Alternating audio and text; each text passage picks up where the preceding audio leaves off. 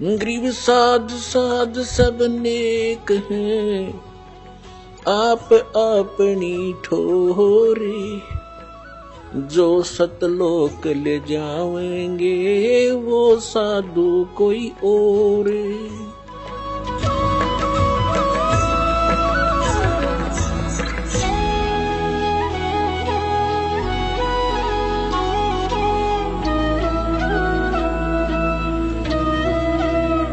अब यही परमात्मा उन अच्छी आत्माओं को मिलते हैं। एक समय एक धर्मदास नाम के बहुत बड़े धनी व्यक्ति हिंदू धर्म में जन्मे थे और बहुत ही परमात्मा की तरफ थी उनके अंदर। पुण्यात्माओं, पिछले संस्कार का जो प्राणी होता है वही भगवान के लिए तरफ रहे होते हैं। वो पिछले बहुत अच्छे संस्कारी होते हैं, पिछले पुण्य उनके अंदर प्रेरणा करते रहते हैं, उनको टिकने नहीं देते हैं कि कोई भगवान ढूंढे कहीं। चाहे वो भले ही कोई ना कोई साधना की उसने सहारा ले ही रखा होता है, वो टिक ही नहीं सकता। चाहे वो हनुमान पूजा, चाहे गणेश जी की पूजा करे, और चाहे वो कितना मंदिर मस्जिद गुरुद्वारों में जाता हो, या कोई गीता वेद का कोई पाठ स्लो करता हो, वो टिक नहीं सकता। चाहे कोई व्रत रख रहा है या चाहे कोई तपस्या कर रहा है, वो डले ढोता ही रहता है, उसके बस की बात नहीं। तो इसी प्रकार जिस वर्ण में जन्म हुआ, उन परंपरागत साधनाओं की करते करते भी उसके अतिरिक्त यदि कोई और मार्गदर्शन करने वाला मिल जाता है तो वो भी स्वीकार करता है और उसको प्रारंभ कर देता। धर्मदास जी गांव बांधवगढ़ मध्य प्रदेश के रहने वाले थे और इतने रिच मैन थे वो, इतने धनी व्यक्ति थे। कहते हैं जब कभी उस अक्षेत्र के राजा के ऊपर प्राकृतिक आपदाएं आ जाती थी, जैसे फ्लड आ जाना या सूखा गिर जाना, महामारी के कारण लोगों की अस्थि हो जाना, तो वो धर्मदास जी के पिता और दादा से वित्तीय सहायता प्राप्त किया करते थे राजा लोग। ये बताना दास का इसलिए अनिवार्य है कि इतना धनी होते हुए और जो व्यक्ति भगवान की तरफ में है तो धन्य है उसके माता पिता दिन से जन्म हुआ। अब वर्तमान में हम क्या देख रहे हैं, छोटी सी कोई पोस्ट मिल गई और कहीं कोई सरकारी उपाधि उसको प्राप्त पद मिल गया, खुद साब बन बैठा। अकल मारी गई इस जीव की, काल ने इसकी रोल मार रखी है और कल को मृत्यु होकर परसों गधा बन जाएगा। वो साब के ऊपर फिर कौवे खा रहे होंगे, इसकी चौंच कमर को खोद रहे होंगे। तो हमने अपनी औकात को, अपने अस्तित्व को पहचानना पड़ेगा, या काल हमारा एक हवा भर देता है। गुब्बारे में हवा भर दी, छोड़ दिया, घूमेगा धक्के खाता, जब वो फटेगा तो उसका अस्तित्व पता नहीं कहाँ गिरेगा, जा कितने गंदे नाले में पड़ेगा या कितने समुद्र में पड़ेगा। तो इसलिए हमने इस हवा को नहीं भरना है, अपना ठीक ठिकाना, जो मालिक का आदेश उसके अनुसार हमने चलना होगा, तभी हम सफल होंगे।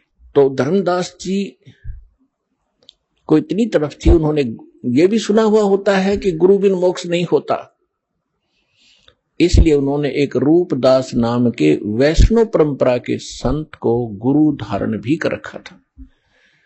अब गुरु जी की फिर गुरु बना है तो आज्ञा का पालन भी शिरोधार्य होता है, वो संत भक्त किया ही करते हैं।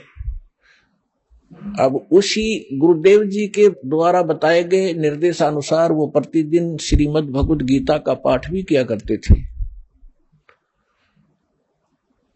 एकादशी का व्रत भी किया करते थे, जन्माष्टमी का व्रत भी करते थे, और श्री कृष्ण हरे राम राम राम हरे हरे राधे राधे कृष्ण कृष्ण, ओम नमः भगवते वासुदेवाय, ओम नमः शिवाय, इस तरह के जो भी मंत्र वो जानते हैं हमारे जो हिंदू धर्म के ये डुप्लीकेट गुरु, तो वो सारी बता रखी थी साधनाएं, वो कर रहा था। और उसके साथ साथ भगवान श्री कृष्ण यानी विष्णु जी की मूर्ति, जिसको शालग्राम कहते हैं,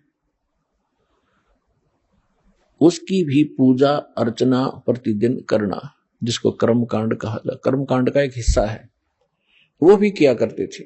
और गीता जी का नित्य पाठ भी करते थे। सभी तीर्थों का भ्रमण करने से भी मोक्ष उसको बता रखा था। अब बच्चा क्या होता है, अध्यापक ने जो सिलेबस बता दिया वो तो फाइनल समझता है, जो कहा ठीक है जी। इतना बड़ा सेठ मन में आई कि तीर्थों का भ्रमण किया जाए। उस समय परमात्मा जिस समय मिले उनकी एज भी 60-62 के आसपास हो चुकी थी। साधना उद्देश्य से तीर्थ भ्रमण करने के लिए अपनी धर्मपत्नी की राय ली। उनकी धर्मपत्नी का नाम आमीना था। उससे आज्ञा लेकर के वो चल पड़ा कि मैं तीर्थ भ्रमण करना चाहता हूं, तीसरा आश्रम आ गया है। तो जैसे भी आज्ञा लेकर चल पड़े।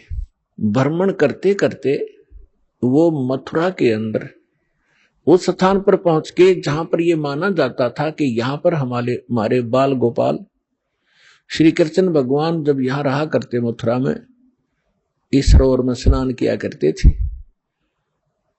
और फिर वहां जाकर के एक गिरिराज बोलते हैं उसको, जिसको भगवान श्री कृष्ण ने उठाया था जब इंद्र देवता स्वर्ग का राजा अपनी पूजा न करने से अक्षुब्ध होकर के व्रज को डुबोना चाहता था अधिक वर्षा करके। तो श्री कृष्ण जी ने उस पहाड़ को उठा के और पूरे ब्रज पर फैला दिया था। वर्षा खूब हुई थी और इंद्र थक गया था वर्षा कर करके, और वो कुछ बिगाड़ नहीं सका ब्रज का। तब उसने अक्षमा याचना की थी। तो उस स्थान पर भ्रमण करके, उस गिरिराज की परिक्रमा करके हम अपना मोक्ष मानते थे। उस सरोवर में स्नान करके हम मोक्ष मानते रहे। इसी उद्देश्य से धर्मदास साहिब जी भटक रहे थे, वहां पहुंच गए। सुबह सुबह उठे, उस सरोवर में स्नान किया जिसमें जल अधिक था नहीं, क्योंकि हम उसमें नहाना इसलिए उचित समझते रहे कि इससे मोक्ष होगा, चाहे गहरा भी क्यों ना हो, उसमें कीचड़ भी क्यों ना हो, हमें तो भगवान चाहिए। लेकिन परमात्मा कहते हैं, कबीर इस संसार ने समझाऊं कै बार, और ये पूछ पकड़ कर भेड़ की और उतरा चा में पार। गरीबदास जी कहते हैं कि भेड़ पूछ को पंडित पकड़े, ये भादो नदी भी हंगा, गरीबदास व भव जल डूबे, जिन नहीं साध सत्संगा। जिनको संत नहीं मिलते, सत्संग नहीं मिलता, तो वो भावजल के अंदर ऐसे डूब जाते हैं जैसे भादों के अंदर नदियां। भादों महीने में बहुत जबरदस्त वर्षा होती थी और सभी दरिया बहकर चल पड़ती थी, फुल स्विम पर ओवरफ्लो होकर को हो जाती थी। और उस समय कोई ये कहे दरिया पार करने के लिए भेड़ की पूंछ पकड़ तुझे पार कर देगी, नहीं, उसका ये साधन नहीं है पार होने का। पार होने के लिए नौका, लीक प्रूफ नौका हो और उसका चालक ट्रेंड हो, तब वो पार होंगे। ये साधन है प्रॉपर। और जो साधनाएं आप कर रहे हो, परमात्मा बताया करते थे कि ये तो भेड़ की पूंछ पकड़ा रखी तुम्हारे कोई नकली गुरुओं ने, तुम्हें डबोएंगी, तुम भौजल में डूब जाओगे, ऐसे चक्रव्यूह में फंस जाओगे, 84 लाख योनियां भोगोगे, तुम्हें समझ में नहीं आएगी। उस तालाब में स्नान करके उसी से जल का लोटा भर के और भगवान की मूर्ति को स्नान कराया। स्नान करा करके नए वस्त्र पहना करके पुराने वस्त्र थैले में डाल दिए, बाद में धोऊंगा। और एक स्थान लीप के वहां भगवान की मूर्ति रखी, गाय के गोबर से और मिट्टी मिलाकर लीपते थे, उसे स्वच्छ बनाते थे। और उस पर सुंदर स्वच्छ कपड़ा बिछाकर उस पर बैठ के पहले भगवान की वो कर्मकांड किया, उनके कपड़े बदलवाए, स्नान कराया, मुकुट माला रख के कंठी माला पर आकर बैठ गए। फिर लगे गीता का पाठ करने। और उसी समय परमात्मा बनारस में आए हुए थे। वैसे तो वो एक सेकंड के अंदर, सेकंड के भी कुछ फ्रिक्शन में जहां चाहे पहुंच जाए अपने पूरे ब्रह्मांडों में, एक सेकंड फ्रिक्शन ऑफ सेकंड में, और असंख्य रूप बना ले, वो समर्थ है। तो परमात्मा वहां एक जिंदा महात्मा के रूप बनाकर वहां पहुंच गए। अब जिंदा महात्मा मुसलमानों में अधिकतर होते हैं जो काला और कोट पहनते हैं और सिर पर काला ही एक टोप होता है, जैसे गोल गोल से चोटे वाला, और कोट घुटनों से नीचे तक होता है, और एक अंडरवियर पहनते हैं, लंगोट, और दाढ़ी और मूछ रखना, सिर पे बाल रखना, ये उनकी पहचान। उनको जिंदा महात्मा कहा करते थे। और जिन भी महापुरुषों को मिले हैं इस वर्तमान में, आदरणीय धर्मदास साहिब जी को, आदरणीय मुरुगदास साहिब जी को, आदरणीय नानक साहिब जी को, आदरणीय दादू साहिब जी को, आदरणीय गरीबदास साहिब जी को, आदरणीय घीसा दास साहिब जी को, इन सबको ये मिले हैं जिंदा महात्मा के रूप में। आदरणीय रामानंद जी को मिले हैं, वो उस समय जो प्रगट थे, 5 वर्ष की आयु का शरीर दिखा रहे थे, उस में मिले। तो इनको सभी को जिंदा महात्मा के रूप में मिले हैं। दर जिंदे का रूप सैल वृंदावन कीनी, तहां मिले धर्मदास करते हैं बहुत अधीनी। भगत का एक गुण होता है कि बहुत प्यार से, विनम्र भाव से बात करता, जहां भक्ति की चर्चा चलती है तो परमेश्वर जाके थोड़ी दूरी पर बैठ के जिंदा महात्मा का रूप बनाकर 50 फुट की दूरी पर, क्योंकि वो हिंदू थे और परमात्मा की वेशभूषा उस समय उस धर्मदास की दृष्टि से एक मुसलमान की थी, इसलिए उनकी क्रियाओं को दूर से देख रहे थे। जब धर्मदास जी ने सब क्रियाएं की और फिर लगा गीता का पाठ करने, जब परमात्मा 10 फुट की दूरी पर बैठ गए रेत में अलग से, वो अपना आसन उसन लगा कर बैठा है, तिलक लगा रखा। वैष्णो साधु की जो पहचान होती है, गले में तुलसी की एक मणिये की माला, कंठी बोलते हैं, वो पहन रखी, और वैष्णो संत जैसी वेशभूषा बनाकर वो बैठा। तो परमात्मा ने काफी सब कुछ सुना।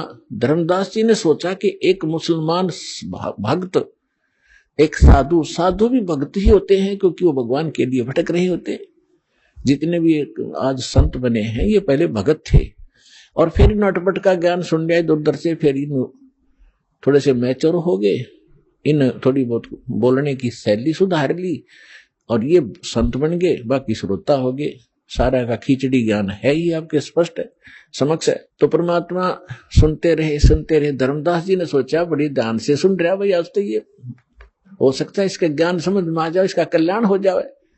अब जैसे गीता अध्याय नंबर 4 के श्लोक नंबर 25 से लेकर 30 तक यही फैसला दिया है गीता ज्ञानदाता ने कि जो भी जैसी साधना करा, अपनी आत्मा अपनी उस साधना को पापनाशक जानता है। पापनाशक मीन मोक्षदायक। पापनाश होंगे तो भी मोक्ष होगा। यदि उसको पता हो यह ठीक नहीं है, तुरंत त्याग दे, कोई भी ना करे उस कार्य को। तो धर्मदास जी ये सोच बैठे थे कि हमारा जो धर्म है, हमारा जो धर्म धार्मिक क्रियाएं, ये सर्वश्रेष्ठ है, मुसलमानों से श्रेष्ठ है। इस दृष्टिकोण से उसने देखी रुचि।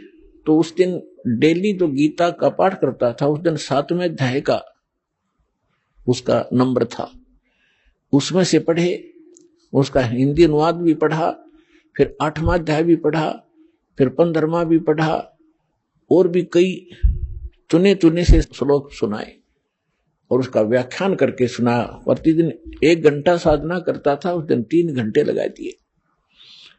और परमात्मा ऐसे करे जैसे बड़ा रुचि ले रही।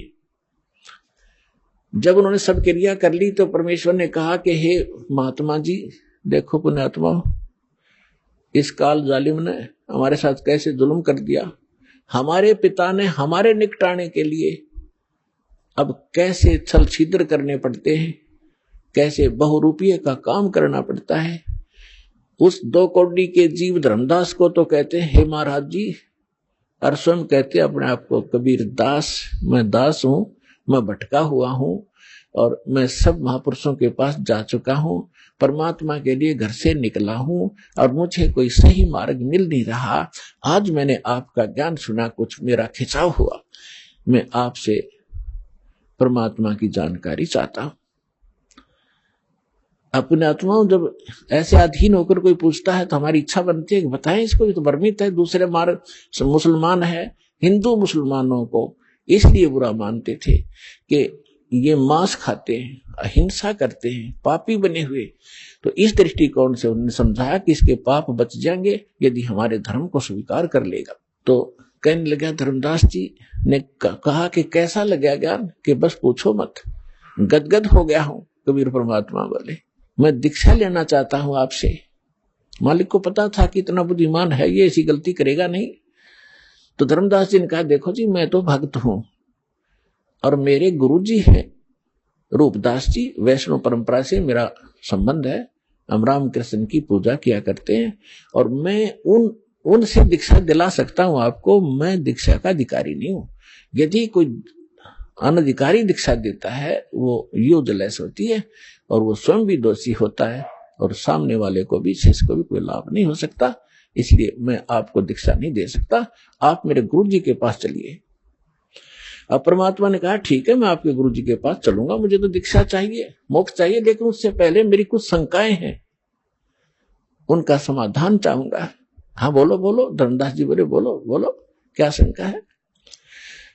एक तो मुझे बताओ कि मैंने क्या क्या क्रिया करनी पड़ेंगी और क्या नहीं करनी पड़ेंगी। धर्मदास जी ने बताया कि देखो, जीव हिंसा नहीं करनी, महापाप होता जीव हिंसा करने का, और जो जीव हिंसा करते हैं वो कभी मोक्ष प्राप्त नहीं कर सकते, वो आजीवन भटकते रहते, चाहे बेशक भक्ति करो। परमात्मा बोले, ठीक है, मैं त्याग दूंगा, कुछ नहीं करूंगा। फिर कहा कि हमारे गुरुजी नाम देते हैं राम कृष्ण का, वो नारे दशमा भी बोल रहा था, हरे राम हरे कृष्ण कृष्ण कृष्ण हरे हरे। तो ये लाभ जब देंगे जब आप उनसे ले लोगे, अपनी मर्जी से करने से कोई लाभ नहीं होगा। बोला, ठीक है जी। परमात्मा बोले, बहुत अच्छा। और 68 तीर्थ करने होते हैं, मैं 68 तीर्थ कर करके आया हूं और ये मैं आज मथुरा में और आगे जाऊंगा, अभी कर रहा हूं, उसी भ्रमण पर निकला हूं।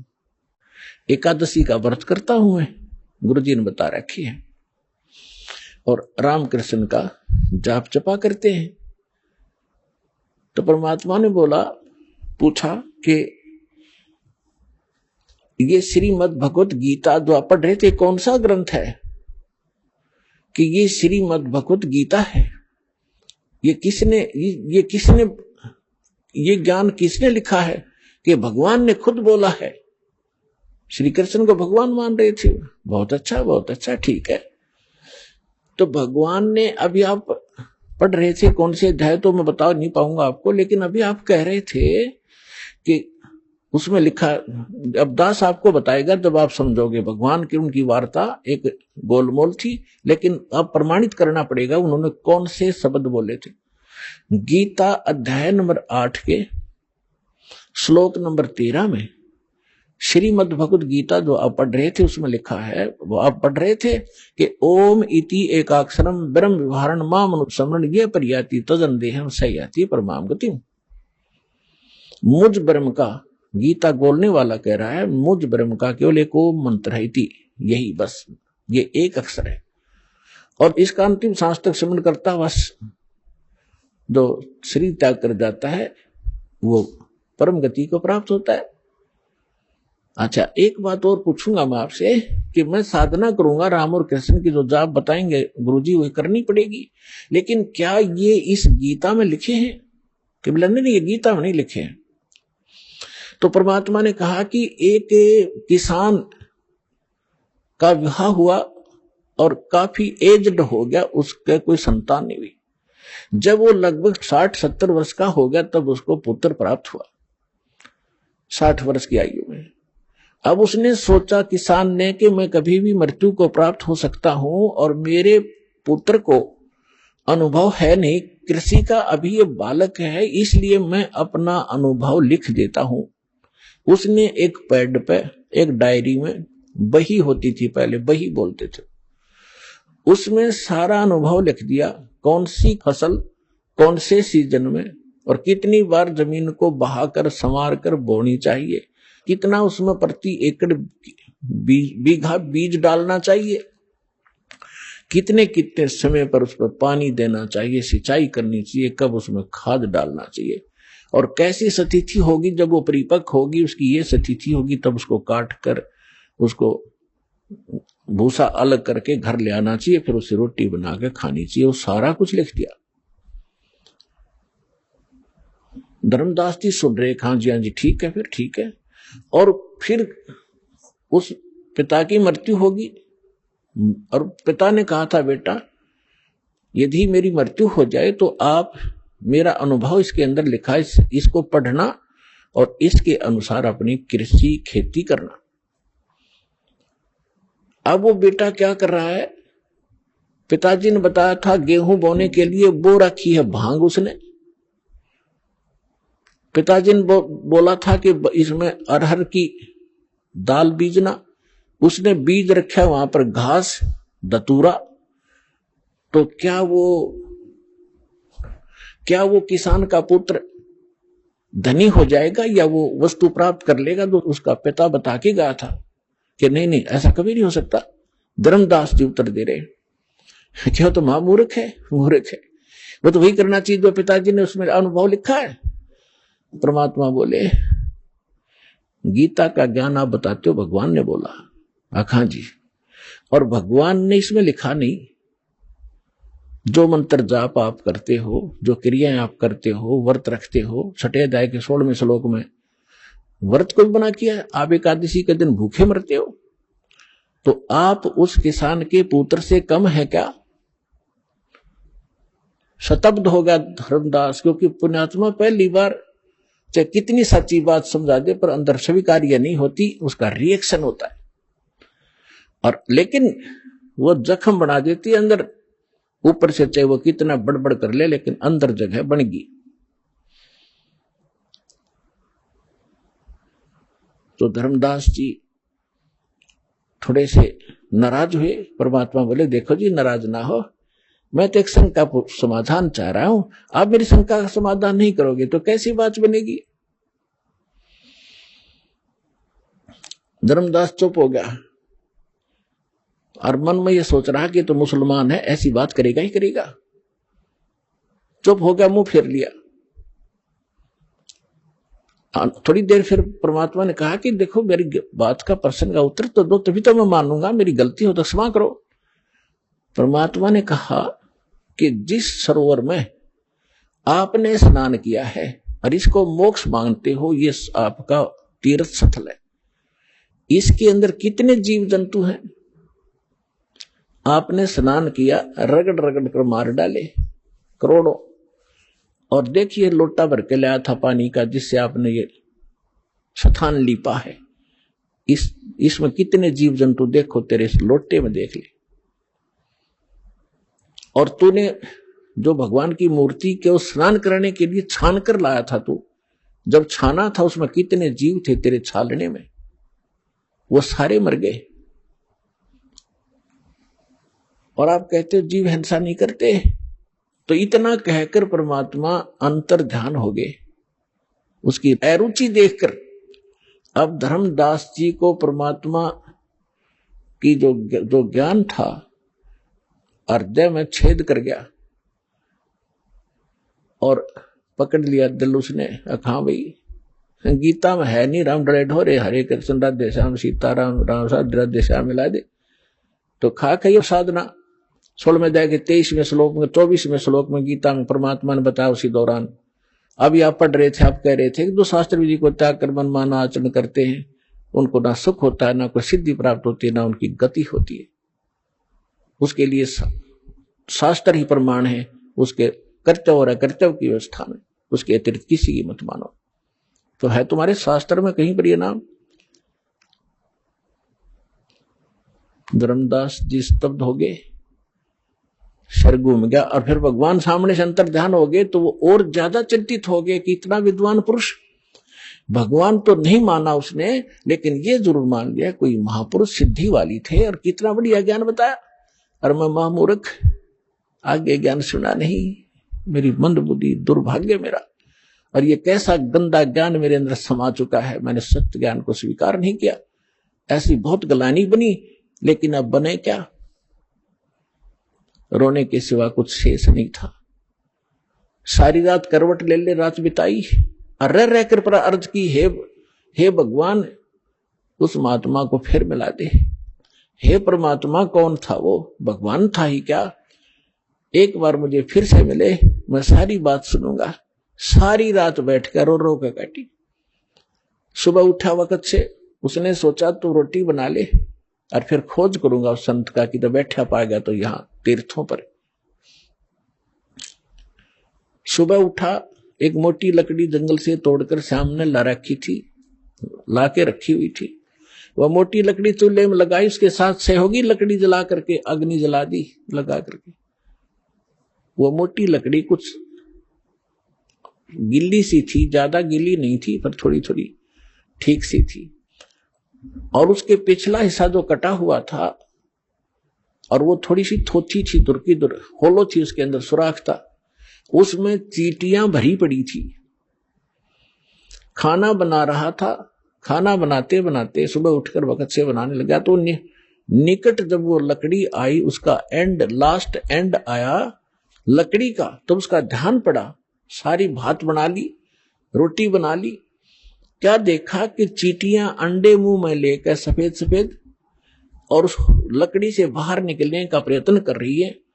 लकड़ी के एंड पर एक तरल पदार्थ उबल रहा है, गर्म होने के कारण वो बाहर निकलती है, उसमें गिर कर चटक चटक जल रही है।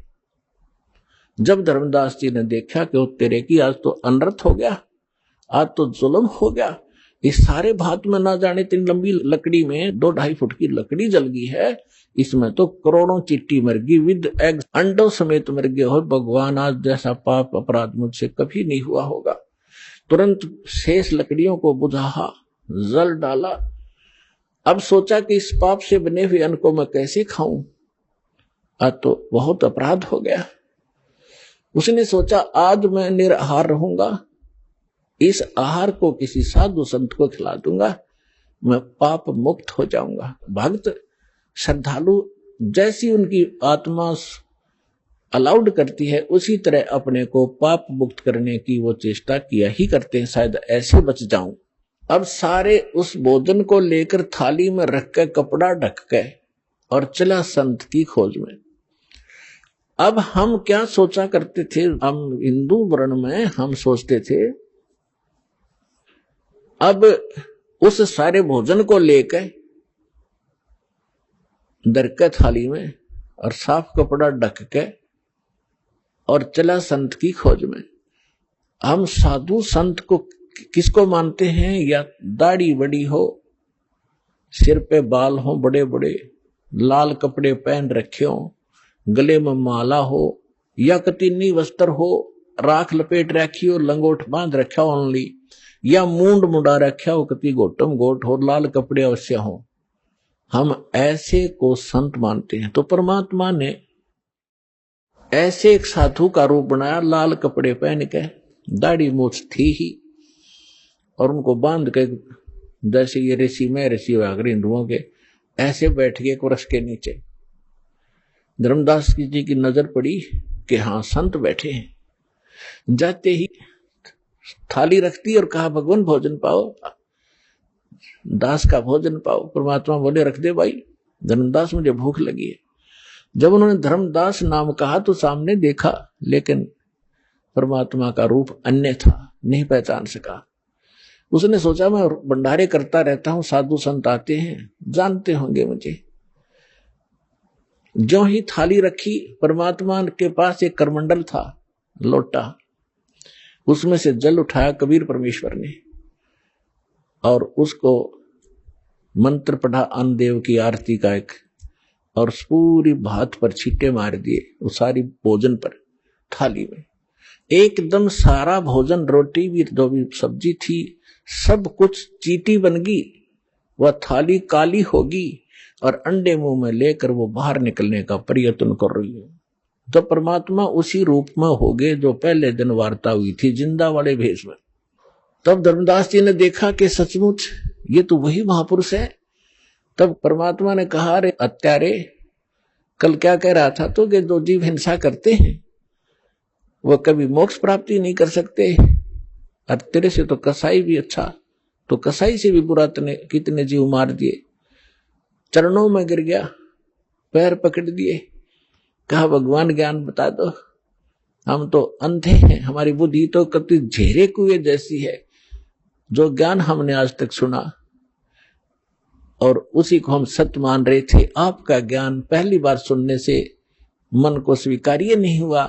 हे भगवान, अब मैं आपका सारा ज्ञान सुनूंगा। तो परमात्मा उनको लगे बताने, अपने आत्माओं जैसे तुलसीदास जी ने लाखों वर्ष पहले घटी घटना रामायण वाली अपनी दिव्य दृष्टि से देखकर अपनी भाषा में उसको पुनः एज इट इज चित्रार्थ कर दिया, जो आज पूरे हिंदू समाज को मान्य है। घटना वही है, सिर्फ भाषा में अंतर कर दिया, कोई अंतर नहीं। इसी प्रकार परमेश्वर कबीर जी को प्राप्त होने के उपरांत परमेश्वर ने गरीबदास जी का ज्ञान योग खोल दिया। अब ये जो हमारी जो दिव्य दृष्टि है, ये समझो एक दूरबीन है जो दूरदर्शी होती है, सूक्ष्मदर्शी होती है। ऐसी दूरबीन समझो, और इसकी अक्षमता होती है। एक तो ऐसी दूरबीन होती है आधा किलोमीटर तक ही कुछ देख सकती है, एक ऐसी होती है नक्षत्रों तक देख लेती है यहां बैठे। तो इसी प्रकार जो तुलसीदास जी की जो दिव्य दृष्टि थी, दूरदर्शी, थोड़ी अक्षमता की थी, और गरीबदास जी के को प्राप्त जो दिव्य दृष्टि थी, उसने असंख्यों युग पहले का ज्ञान और आज से 600 वर्ष पहले जो भगवान के साथ घटना घटी और भविष्य का जो ज्ञान उन्होंने अपनी अमृतवाणी में बताया है। तो उसके आधार से आपको थोड़ा सा वर्णन करते हैं, क्योंकि महापुरुषों के मुख से उच्चरित वाणी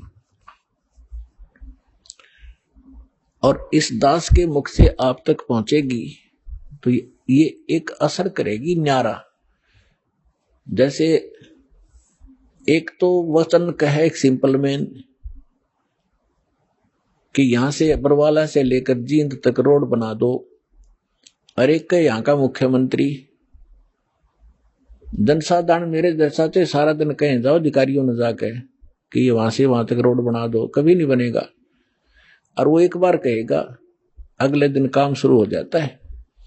इस प्रकार उसके वचन में शक्ति है। इसी प्रकार संत उस परम पिता का नुमाइंदा होता है, प्रतिनिधि होता है, उसके पास परमेश्वर की शक्ति होती है, उसके आदेश से वो काम शीघ्र होता है। दर्जन दे का रूप शैल वृंदावन कीनी, तहां मिले धर्मदास करते हैं बहुत अधीनी। गरीबदास जी अपनी अमृतमय वाणी में भगवान से प्राप्त उस दिव्य योग से, दिव्य दृष्टि से देखा हुआ एज इट इज बोल रहे और लिखवा रहे, दास उसको सुना रहा है। बहुरंगी वरियाम कामनी कामी सोई, दर सतगुरु का रूप धनी उतरे हैं लोई। ए संसार, गरीबदास जी कह रहे हैं, जिंदा महात्मा का रूप धर के सैल वृंदावन की सैर सपट्टा करने के लिए चले, और तहां मिले धर्मदास जो करते हैं बहुत अधीनी, बहुत विनम्र आत्मा के थे। बहुरंगी वरियाम कामनी कामी सोई, बहुरंगी ना जाने किस रूप में कहां प्रकट हो जाता है। और दर सतगुरु का रूप धनी उतरे हैं लोई, सतगुरु का रूप बनाकर यानी तत्वदर्शी संत रूप में खुद धनी, खुद मालिक वहां आकर प्रकट हुए थे। बहुरंगी वरियाम कामनी कामी सोई, दर सतगुरु का रूप धनी उतरे हैं लोई। परम उजागर ज्ञान ध्यान बहुरंगी बाना, तहां मिले धर्मदास आचार विचार दीवाना। परम उजागर ज्ञान, बहुत ही ओजस्वी वाणी परमात्मा की, तत्व ज्ञान, और वहां मिले धर्मदास, जो इस कर्म कांड नकली साधना का दीवाना हो रहा था, हटना नहीं चाहा था। परमात्मा ने पूछा, अहे पुण्यात्माओं, पता नहीं आपका यह बालकपन कब खत्म होगा, या काल की भांग तुमने झूठे सुख की पी रखी है कद उतरेगी। आप यहां एक कहर भोग रहे हो, चाहे राष्ट्रपति है किसी भी देश का, जीव का जीवन है ये। आज प्रधानमंत्री है, कल मृत्यु हो गया, गधा बन गया, तो खाक सुख है ये।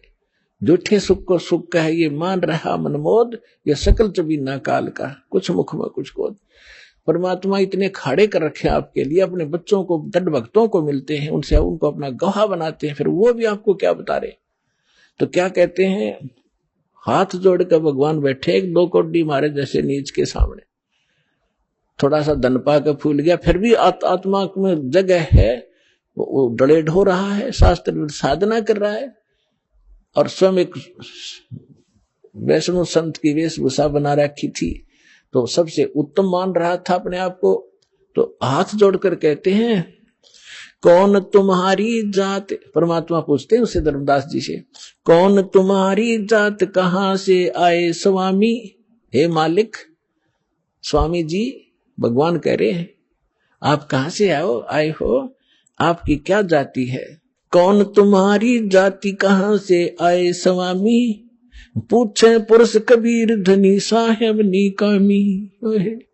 पूछे पुरुष कबीर, पुरुष माने परमात्मा, परमात्मा कबीर वो कुल का मालिक, कुल धनी साहेब, निष्काम भाव से निस्वार्थ भाव से परमार्थ के लिए अपने उस आत्मा के अज्ञान को हटाने के लिए ये फार्मूला अडॉप्ट किया। कौन तुम्हारी जात कहां से आए स्वामी, पूछे पुरुष कबीर धनी साहेब निकामी।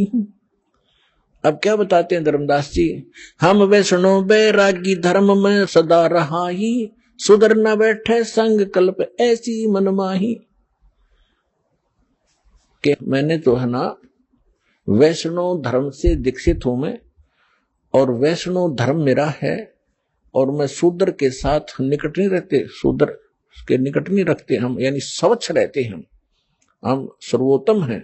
अब क्या कहते हैं, सोन जिंदाम में ज्ञान को अधिक आचार विचार, हमारी करनी जो करे वो उतरे भव जल पार।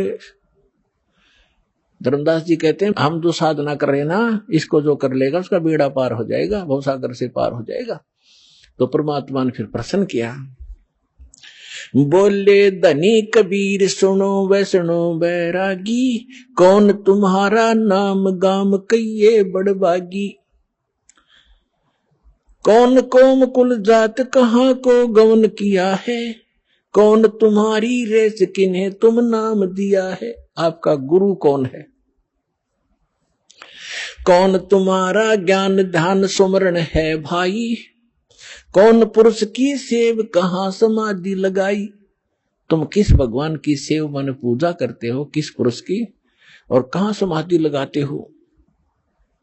को आसन को गुफा के भ्रम मत रहो सदाई, सालिग सेवन कीन बहुत अति भार उठाई। आपका कोई स्थान ठिकाना है, आश्रम है, कोई गुफा है, या कहीं, या ऐसे रमते राम घूमते फिरते ही रहते हो, और आपने ये सालिग्राम वगैरह ले रखे हैं, बड़ा भार उठा रखा है।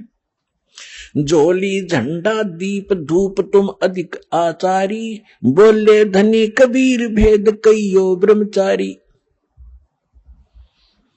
हमको पार लंघाइयो परम उजागर रूप, जिंद कहे धर्मदास से तुम हो मुक्ति स्वरूप।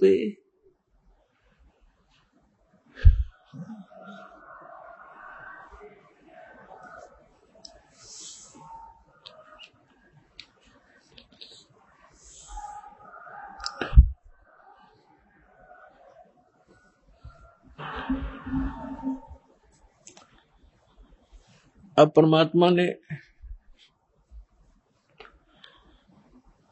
उस जीव के निकट पहुंचने के लिए कहा कि हमको पार लंघाइयो, हे परम उजागर रूप और जिंद कहे धर्मदास से, परमात्मा जिंदा रूप में थे और तुम हो मुक्ति स्वरूप। आप तो बिल्कुल ऐसे लगते हो जैसे आप तो पार होए पड़े हो, और मुझे भी वो मार्ग बताइए ताकि मेरा उद्धार हो। परमात्मा कह रहे हैं धर्मदास जी से। अब धर्मदास जी बताते हैं, बांधो गढ़ है गाम नाम धर्मदास कही जय, वैसे कुली कुल जात सुधर की नहीं बात सुनी जय। बांधवगढ़ मेरा गांव है, नाम मेरा धर्मदास है, और वैश्य कुल में मेरा जन्म है। हम शूद्र को निकट भी नहीं आने देते, हम इतने स्वच्छ हैं। सरगुण ज्ञान स्वरूप ध्यान साल की सेवा, मल्याग्र छिड़कंत संत सब पूजे देवा। 68 तीर्थ नान ध्यान कर कर हम आए, पूजे सालग राम तिलक गलमाल चढ़ाए। धूप दीप अधिकार आरती करें हमेशा, राम कृष्ण का जा परटत है शंकर शेषा। धर्मदास जी बता रहे हैं हम ये साधना करते हैं। नेम धर्म से नेह सने दुनिया से नाही, आरूढ़ बैराग और की मानू नाही। धर्मदास जी कह रहे हैं मुझे शिक्षा देने की आवश्यकता नहीं किसी ने, मैं बिल्कुल फाइनल हो चुका हूं, मेरा ज्ञान अटल है, मैं सही साधना कर रहा हूं, मैं किसी और की मानू नहीं, मेरा आरूढ़ वैराग है। सुन जिंदे मम धर्म को वैष्णो रूप हमारे, 68 तीर्थ हम किए हमने चीन्या सिरजन आर। हमने भगवान पहचान रखा है और 68 तीर्थ में करता रहता हूं रह रहकर। बोले जिंदा बैन कहां से सालग आए, और को 68 का दाम मुझे तत्काल बताए। राम कृष्ण का रहे नगर वो कौन को होवे, ये जड़वंत है देवता से क्यों घंट बजावे। अब परमात्मा उसको कैसे समझाना चाह रहे हैं कि परमात्मा बोले कि ये साल्यग्राम कहां से लाया, तो यह मूर्ति जो भगवान विष्णु की कृष्ण की बना रखी है, ये क्या ऊपर से आए हैं तुम्हारे स्वर्ग लोक से जहां से ये भगवान रहते हैं तुम्हारे। और रामकृष्ण कहाँ रहते हैं उनका ठिकाना बता, तो वो बताते हैं वो गोलोक में रहते हैं, वो श्री कृष्ण का लोक है, स्वर्ग विष्णु लोक में रहते हैं। भगवान तो विष्णु लोक में रहते हैं और आप ये पूजा कर रहे मूर्ति की। आप जो मूर्ति लिए बैठे हो, क्या ये विष्णु जी वाले कान रखती है, विष्णु जी वाली भाषा रखती है? तुम मानते हो श्री कृष्ण जी ने यानी विष्णु जी ने गीता बोली, क्या ये तेरे पत्थर बोल सकते हैं जो तेरे सामने बैठे, या आपका अनुवाद समझा सकते हैं? फिर इनमें क्यों मत्था मार रहा तू? उन देवता ने पूज ले जो स्वर्ग वाले हैं, इन पत्थरों को क्यों पूज रहा है? सुने गुने नहीं बात धात पत्थर के स्वामी, कहां भर में धर्मदास चीन निज पद निज धामी। निकामी कहते बोलत घटकट पूर्ण ब्रह्म, धर्म आदू नहीं जाना, चिदानंद को चीन ये डारो पत्थर पाषाणा। उस सच्चे भगवान को समझ जो गीता भी निर्देश कर रही है आपकी। अब क्या बताते हैं?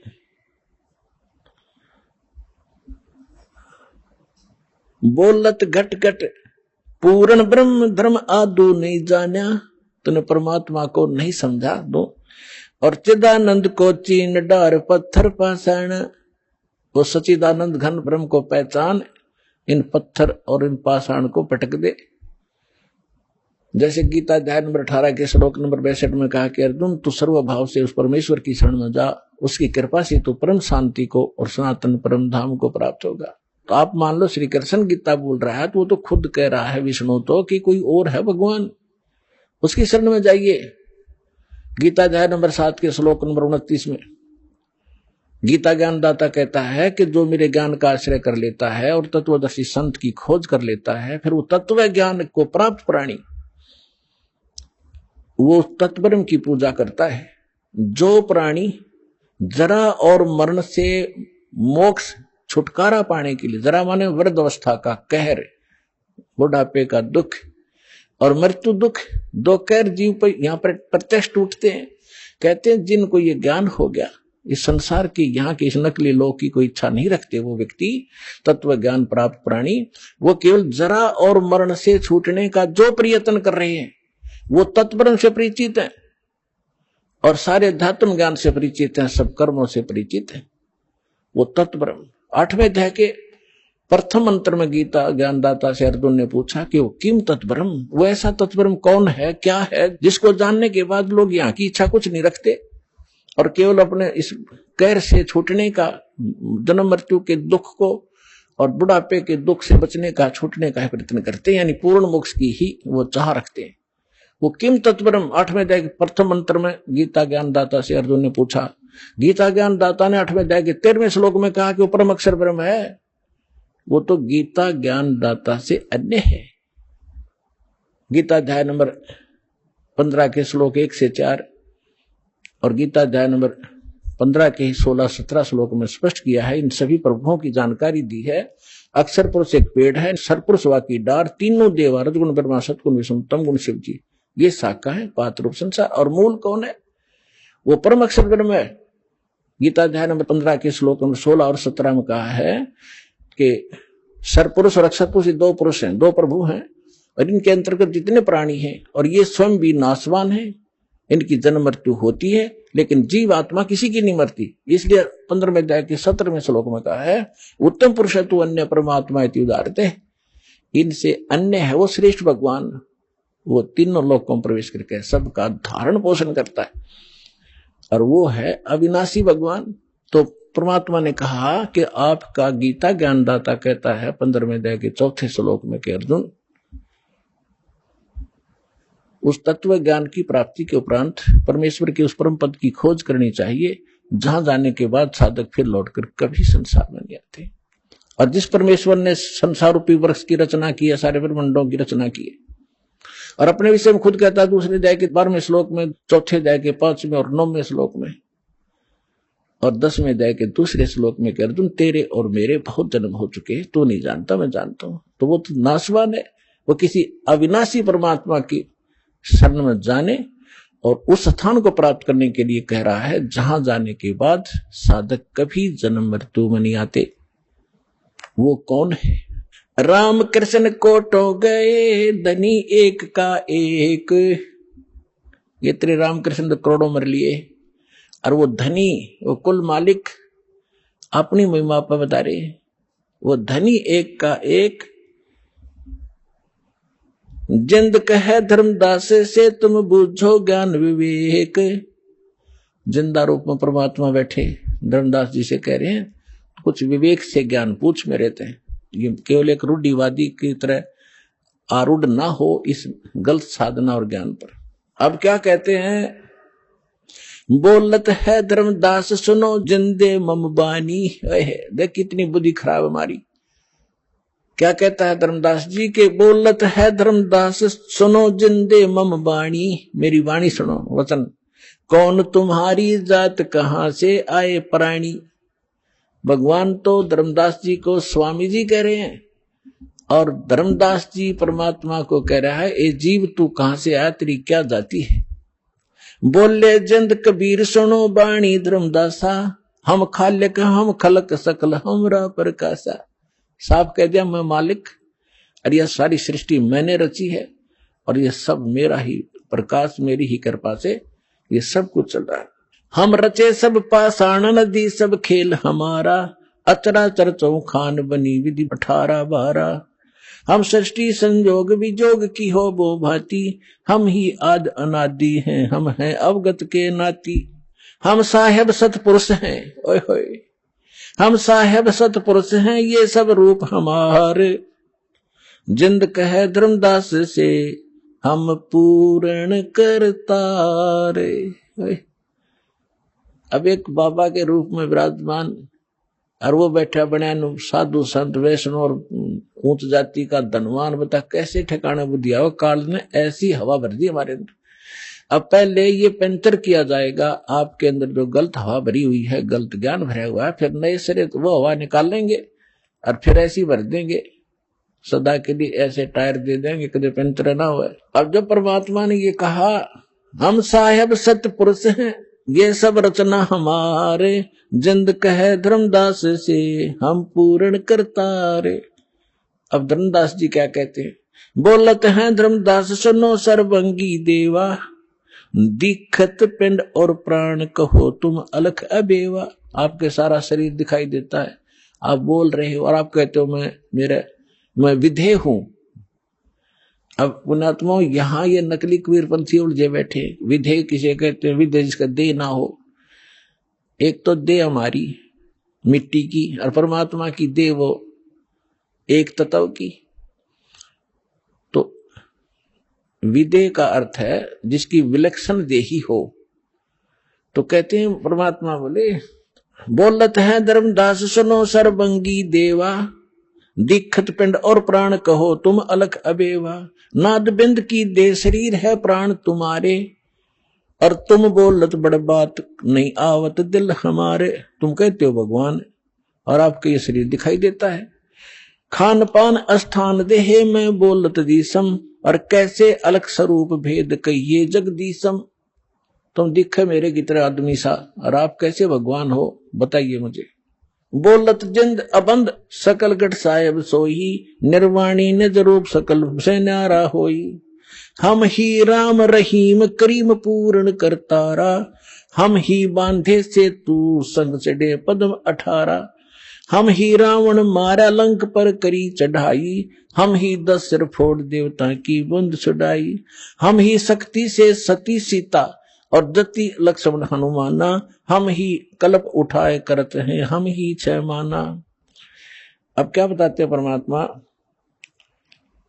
कि तेरे रामचंद्र का ब्योत नहीं था, रावण को मार दे या उस समुद्र पर पुल बना ले। हाथ जोड़ के खड़ा रहा 3 दिन थी समुद्र में। जब हमने जाकर के वहां एक पहाड़ के चारों तरफ रेखा खींच दी थी अपनी सोटी तय डंडी तय, और वो पत्थर हल्का कर दिया था, फ्लोटिंग बना दिया था सिद्धि तय। और ये अनुमान अर्थ बाद में हमने ठाठा लाए थे। और जब बना था और रावण मरे था राम पर, जब बखल कति अंदर से पुकार की थी हमारे को, जब हमने जाके तीर ठोका था, हम दिखाई नहीं देते, हमारी देह ऐसी है।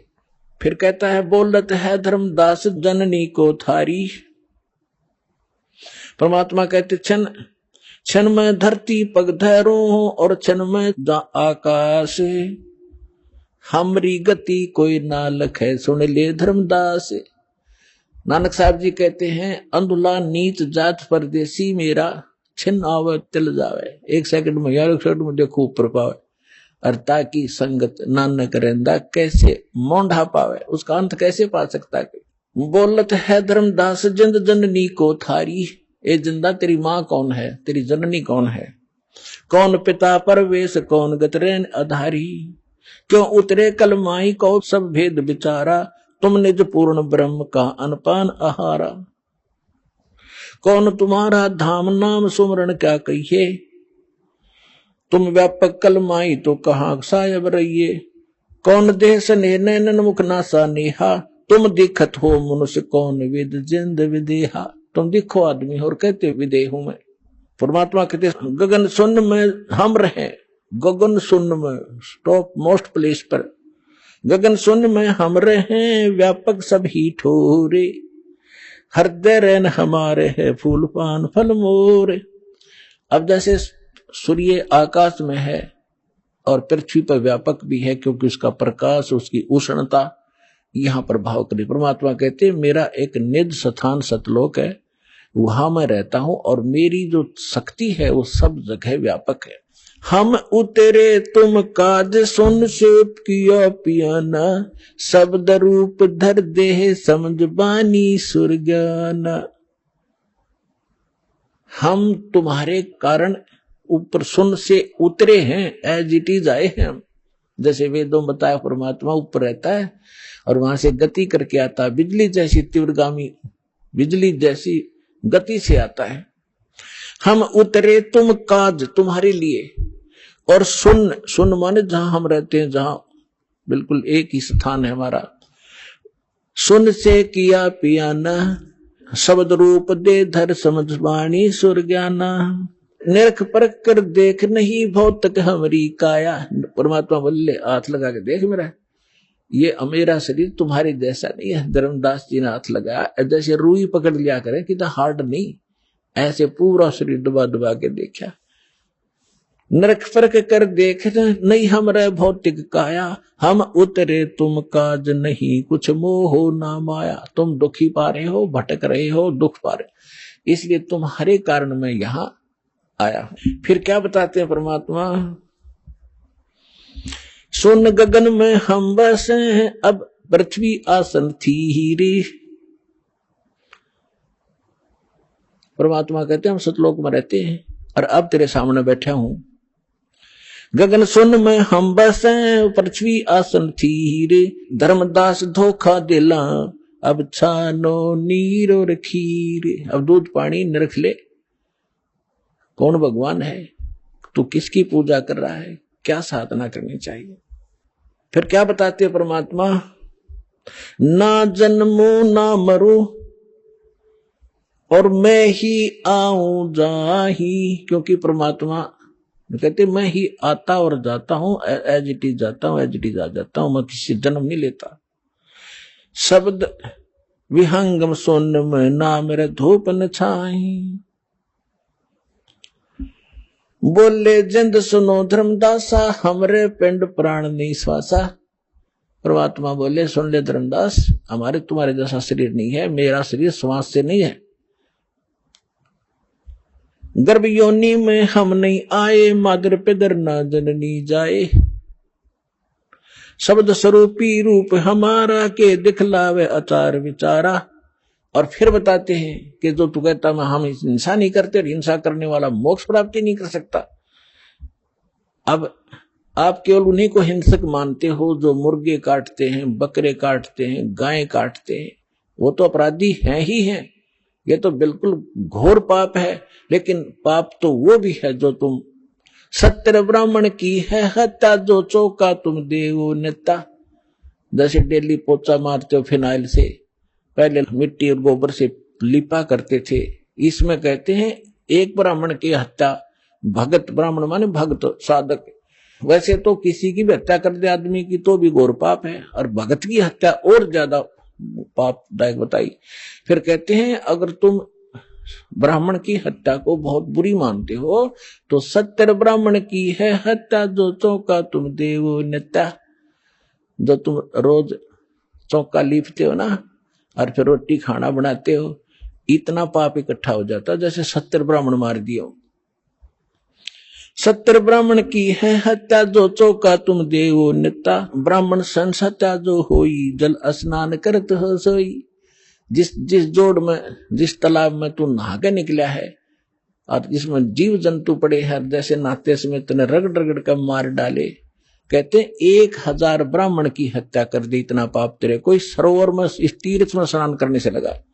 और बांधवगढ़ से यहां तक कैसे आए हो, पैदल चल के, और वहां से लेके यहां तक इस उद्देश्य से आए हो भ्रमण करने के लिए, तीर्थ नहाने के लिए, तो जितने जीव तूने रास्ते में मारेगा वो भी तेरे बैड अकाउंट में होंगे। और जो तुम साधना कर रहे हो वो पापनाशक है ही नहीं। वो तो हमारे पास एक ऐसा मंत्र है, देखो इच्छा कर मारे नहीं, कोई भक्त चिंतित ना हो जा कि पोचा तो हम भी मारते हैं, खाना तो हम भी बनाते हैं, सैर सपट्टा हम भी करना पड़ता है।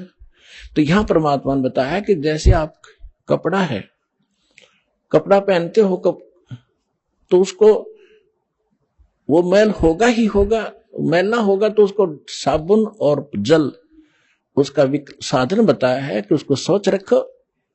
जानबूझ कर तो गोबर में गिरा नहीं, वो गिरा तो मूर्ख है, तेल में डबो दे, और तो महा मूर्ख होगा, उसका तो इलाज क्या है, उसको क्या समझा।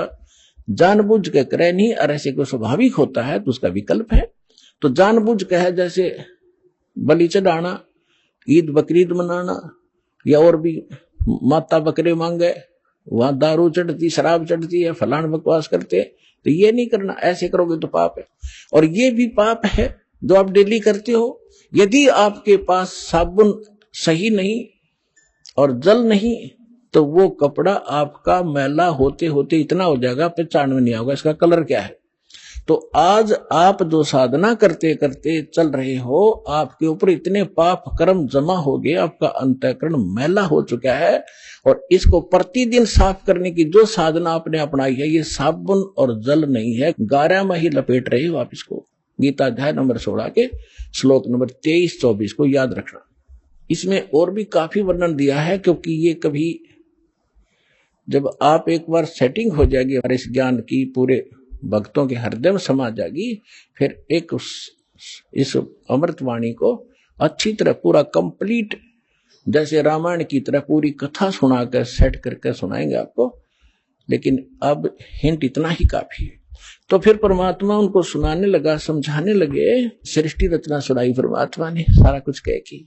धर्मदास फिर बौखला गया, क्योंकि मन में फिर दोष आ गया कि ये लगे मुसलमान ही फिर माँ विष्णु महेश को कहता है ये तो नासवान है, इनकी माता है, हमने कभी सुना नहीं। तो फिर अंदर में दोष आ गया और नाराज हो गए कि ब्राह्मण क्या कहने लगे। धर्म कह सुन जिंद तुम हम पाए दीदार। क्या कहते हैं? त्रिदेवन की महिमा अपारम, ये है सर्वलोक करतारम। फिर वही बोलने लग गया क्योंकि 3 देवता की महिमा अपरंपार है, ये सर्व लोकों के करतार हैं। त्रिदेवन की महिमा अपारम, ये है सर्वलोक करतारम। सुन जिंदा क्यों बात बनावे, झूठी कहानी मोहे सुनावे। मैं ना मानू बात हमारी, मैं पूजतू विष्णुनाथ मुरारी। शंकर गौरी गणेश पुजाऊं, इनकी सेवा सदा चतलाऊं। परमात्मा ने सोचा ले भाई काल फिर आ गया इसके अंदर, अरे ये बुद्धि वरिष्ठ इतना माथा चाट का मेरा फिर वही बोल रहा है। फिर अंतर ध्यान हो गए। और जब वो कह तो गया गुस्से में, क्योंकि ये पिछला ऐसी बनती है, कई जितने भी आप यहां आए हो 90% जिन्होंने पहली बार यू ज्ञान सुना या टीवी पर देखा, 20 गाली दी होंगी दास को, ये क्या बकवास कर रहा है, ब्रह्मा विष्णु में इसको क्या बता रहा है। और आज आपको क्या दिखाई देता है? आपका मोतियाबिंद था, वो दास ने ऑपरेशन कर दिया इस ज्ञान से, परमात्मा के ज्ञान से। आज इस ज्ञान के अतिरिक्त आपको कुछ भी दिखाई नहीं देगा। तो वही धर्मदास के साथ बनी। अब परमात्मा अंतर ध्यान हो गए, अंतर ध्यान हो गए। देखो जब तक लाइट है, एसी रूम में बैठे हो तो कोई दिक्कत नहीं, और लाइट से लीजा बिजली, और फिर देखा हालत आपकी, पसीने आ गए, हाहाकार मच गया। तो इसी प्रकार जो परमात्मा साथ बैठे थे, बड़ा काल दूर था, कोई परेशानी नहीं थी, कोई चिंता ऐसी नहीं सता रही थी। और जो भगवान वहां से हटे, तो यह चिंता कि ऐसा ज्ञान अरब युग कभी नहीं आवे, क्यों दूसरी बार मैंने धिक्कार दिया तो बुरा हाल हो गया। तावारोवत धर्मनि नागर, कहाँ गए मेरे सुख के सागर। अति वियोग हुआ हमसे ती, जैसे निर्धन की लुट जाए खेती। हम जाने तुम दे स्वरूपा, हमारी बुद्धि अंधगर कूपा। हमने तो आपको मनुष्य मान लिया हमारे जैसा, और हमारी बुद्धि तो अंधे झेरे कुएं जैसी है। भगवान हम कैसे उठ सकते हैं ऊपर को? हम तो मानुष रूप तुम जाना, सुन परमेश्वर का किया पियाना। हमने तो आपको अपने जैसा मनुष्य मान लिया।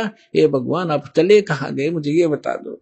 बेग मिलो कर हूं अपघाता, मैं ना जीवूं सुनो विधाता। या तो जल्दी दर्शन दे दो, नहीं आत्महत्या करूंगा, मैं रह नहीं सकता। ऐसा ज्ञान सुना दिया, या पूजा कर नहीं सकता, आगे मार्ग मिला नहीं। अब शॉर्ट में बताऊंगा कि उस समय ज्यादा होगी। ऐसी बहुत बार घटनाएं हुई, बहुत बार, लेकिन बहुत शॉर्ट में बतानी पड़ती है, क्योंकि इस समय ये कथा अपार है और समय सीमित है, जीव की अक्षमता भी सीमित है ज्ञान ग्रहण करने की। इसलिए तो वहां से धर्मदास जी घर आ गए और बुरी तरह रोन, जैसे बच्चों के माँ बाप मर जाते। उसकी पत्नी ने पूछा कि आप क्यों रो रहे हो, लेकिन वो बोल नहीं सके, क्योंकि जब मन भर आता है आवाज निकलती नहीं, तो सच्चे दिल के अंदर जब रोना आता है।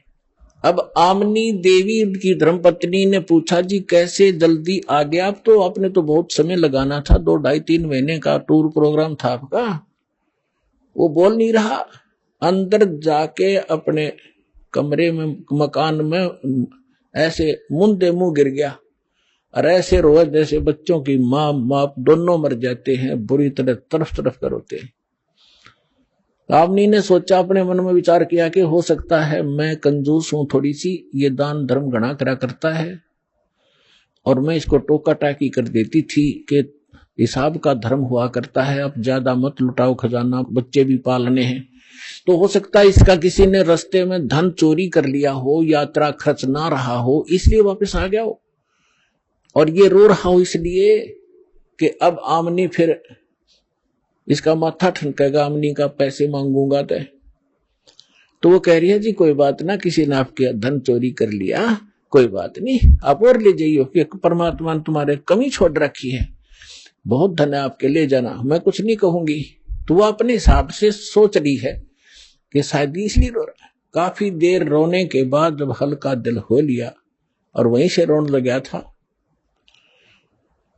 तब धर्मदास ने कहा, आमनी मेरा धन अगर निकल जाता, चोरी हो जाता, मैं नहीं रोता और ले जाता तेरे को समझा बुझा के, लेकिन आज मेरा वो धन गुम हो गया, चोरी हो गया, शायद मुझे मिला नहीं, और वो नहीं मिलेगा तो मैं जीऊंगा नहीं, संसार में रह नहीं सकता।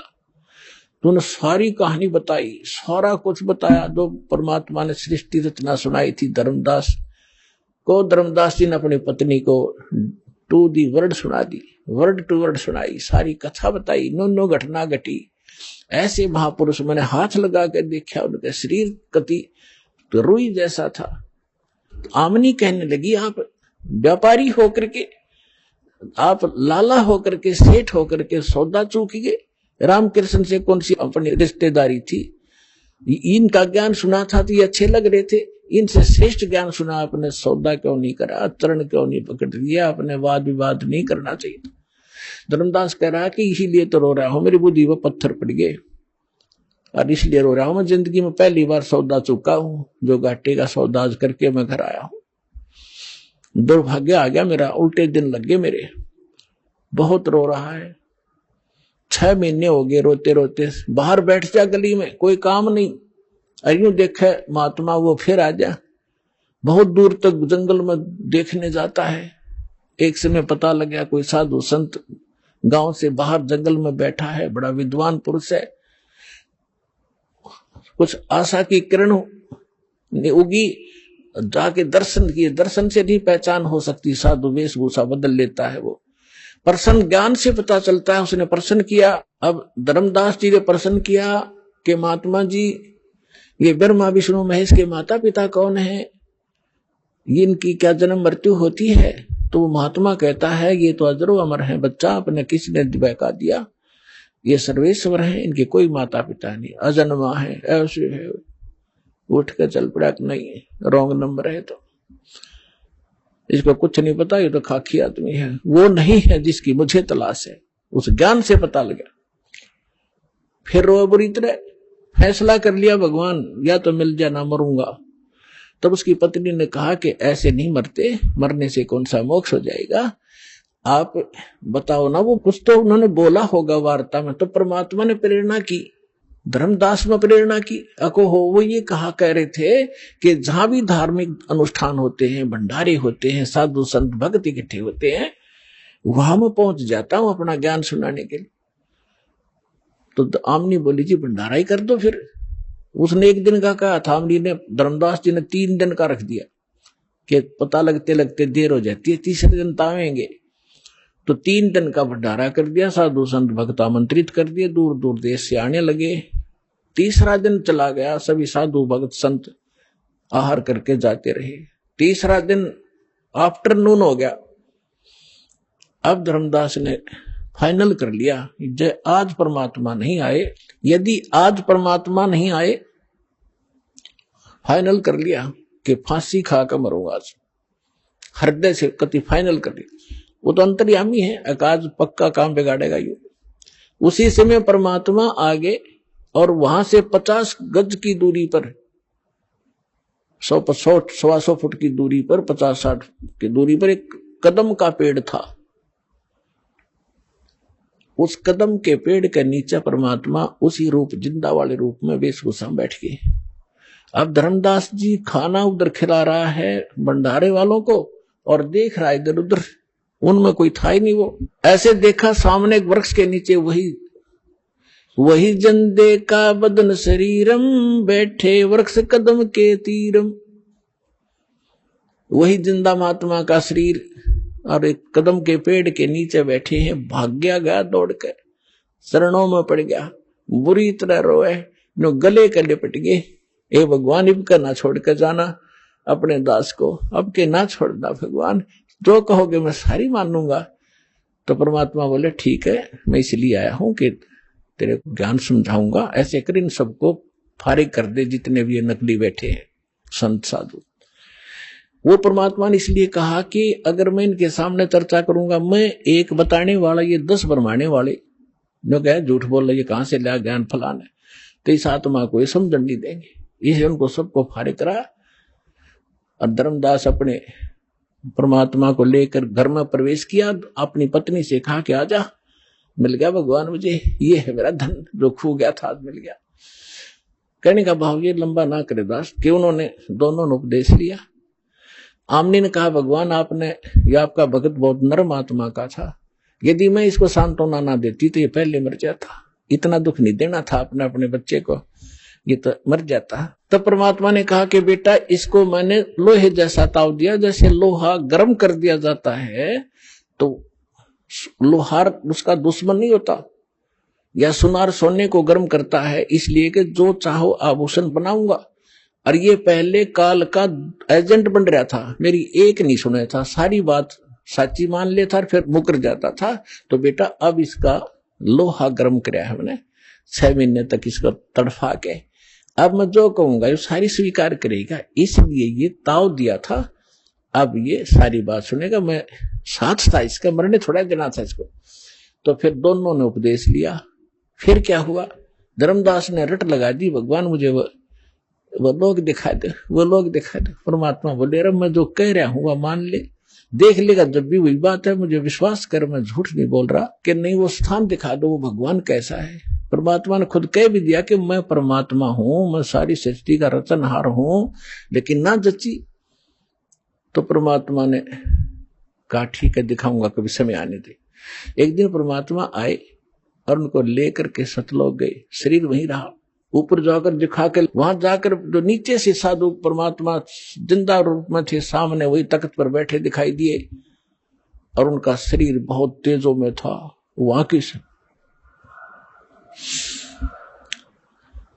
और वहां की सारी सृष्टि देखी। वहां से ही स्त्री और पुरुष गांव के गांव बसे हुए हैं, बहुत सुंदर महल हैं, बड़े सुंदर शरीर हैं उनके, और सुंदर आभूषण पहनते हैं, बड़ा प्यार से रहते हैं। तब धर्मदास ने कहा, भगवान मुझे यही रख लो। हे परमात्मा, आप तो सचमुच मतलब मूर्ख हूं, आप स्वयं मालिक हो। हे भगवान, मुझसे गलती हुई, माफ करो, मुझे यही रख लो। परमात्मा बोले, नहीं, आपको वापस जाना पड़ेगा, आप भक्तिहीन हो चुके हो। मैं ऐसा मंत्र सतनाम दूंगा 2 अक्षर का, और फिर सार नाम दूंगा, इनकी साधना से 2 में विधि बताऊंगा, शीघ्र धनी हो जाओगे। और फिर यहाँ जाना बच्चा, फिर मेरा गवाह बना, आपके भाई बहनों को बता कि सचमुच वास्तविकता क्या है। तो वापस भेजा। 3 दिन बीत गए इसी कारण में। 3 दिन तक सब रिश्तेदार इकट्ठे हो गए कि धर्मदास कोमा में गया, पागल हो गया, बेहोश हो गया, जादू जंत्र करनिया महात्मा इनके घर पर आता था। अब जो ही तीसरे दिन होश में आया, सारे आसपास बैठे। यदि वो आसपास ना बैठे होते तो वो इन्हों सोचता स्वप्न होगा, और वो देखा तो सचमुच तो मर चुका, यूं न तो मरा मान लिया, लेकिन श्वास चल रहे थे, अचेत थे। तब धर्मदास को विश्वास हुआ। परमात्मा ने बताया कि मैं काशी में आया हुआ, बनारस में, वहां धानक रूप में रहता हूं, जुल्हे का काम करता हूं। अब यह तसल्ली हो नहीं कि वो भगवान यहाँ रह होगा। तो जितने भी सब रिश्तेदार थे तो खुशी मनाई, भाई धर्मदास जीवित हो गया, चोखा धन्य है भगवान। फिर वहां पहुंचा, जाके बनारस में देखा भगवान सामने, वही बैठे डोके चरणा में पड़ गए। पहले प्रथम मंत्र दिया था, फिर सतनाम दिया, धीरे सार नाम देकर फिर कसम दिला दी, धर्मदास मेरी लाख दुहाई, ये सार मूल ज्ञान जो मैं तुझे बता रहा हूं अभी कहीं बताना नहीं, ना ये सतनाम देना किसी को, ना सार नाम देना, नहीं तो धर्मदास तेरी मेरी लाख दुहाई, सार नाम की दबार न जाई, मूल ज्ञान बार जो पढ़ी, बिजली पीटी हांसनी तरही। और ये सार नाम को तब तक छुपाई जब लग 12 पंथ ना मिट जाई। कलयुग बीतते 5500 पाचा, जब मेरा वचन होगा साचा। चौथा युग जब कलयुग आई, तब हम अपना अंश पठाई और फिर हम पूरे विश्व को पार करेंगे। धर्मदास ये छुपा के रख, तो वो समय आ गया है बच्चों। पुण्यात्माओं, इस अमर कथा में अरुचि ना करना है। असंख्यों युगों के बाद तुम्हारा बिल्ली के बागों छीका टूटा है, ये इसको छक छक कर खा लो और कल्याण करा लो।